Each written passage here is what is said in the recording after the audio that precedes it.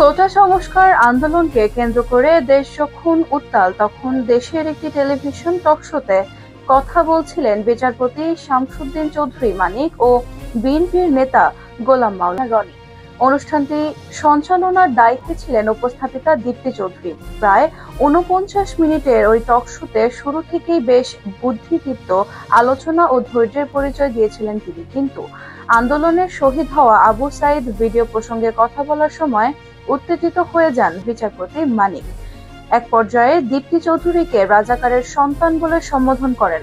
তখন এই কথার কড়া জবাব দেন দীপ্তি চৌধুরী, যা ওই সময় মুহূর্তে নেট দুনিয়ায় ছড়িয়ে পড়লে প্রশংসায় ভাসতে থাকেন এই উপস্থাপিকা। কিন্তু গত ৫ই আগস্টের পর থেকে এই উপস্থাপিকার বয়স সহ নানা বিষয় কটাক্ষ করা হয়েছে।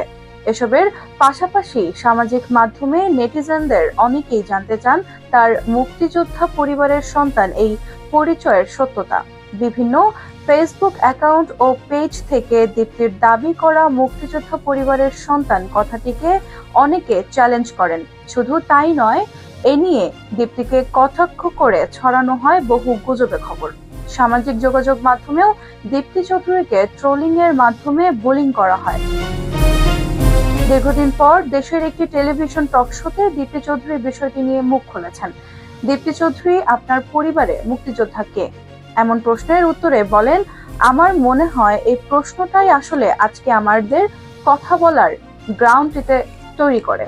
আপনি এই প্রশ্নটি নিশ্চয়ই করেছেন, কারণ আপনি সোশ্যাল মিডিয়াতে এই প্রশ্নটি অনেক দেখেছেন, কিন্তু আপনি উত্তরটি সেই পরিমাণে দেখেননি। উত্তরটি কিন্তু আমি দিয়েছি। উত্তরটি আমি দেওয়ার চেষ্টা করেছি। নেগেটিভ জিনিস যেভাবে ছড়ায়, পজিটিভ জিনিস সেভাবে ছড়ায় না।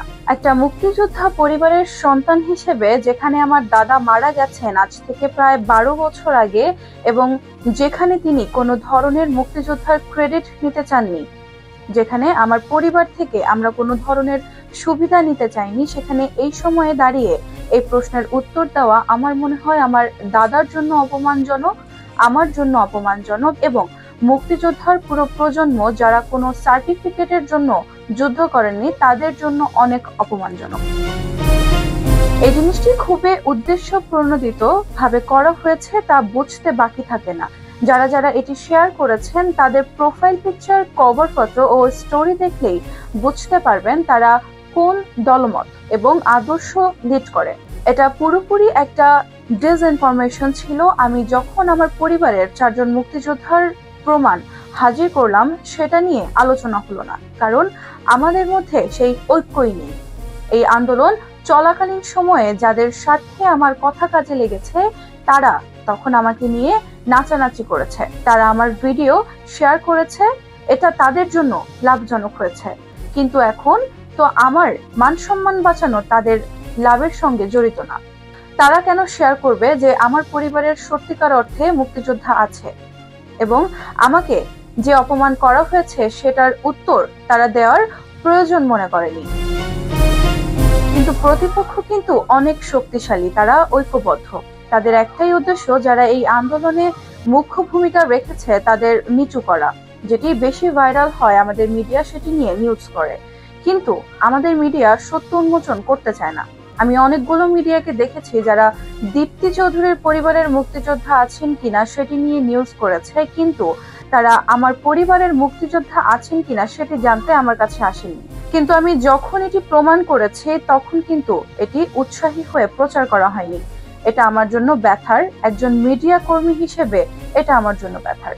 এবং আজকে এই প্রশ্নটি এখানে দাঁড় হওয়ার জন্য আমরা সকলে দায়ী। যারা যারা বুদ্ধিভিত্তিক মানুষ আছেন বুঝতে পারছেন এটা উদ্দেশ্য প্রণোদিত। আমরা যারা আওয়াজ তুলিনি এর জন্য প্রত্যেকে দায়ী।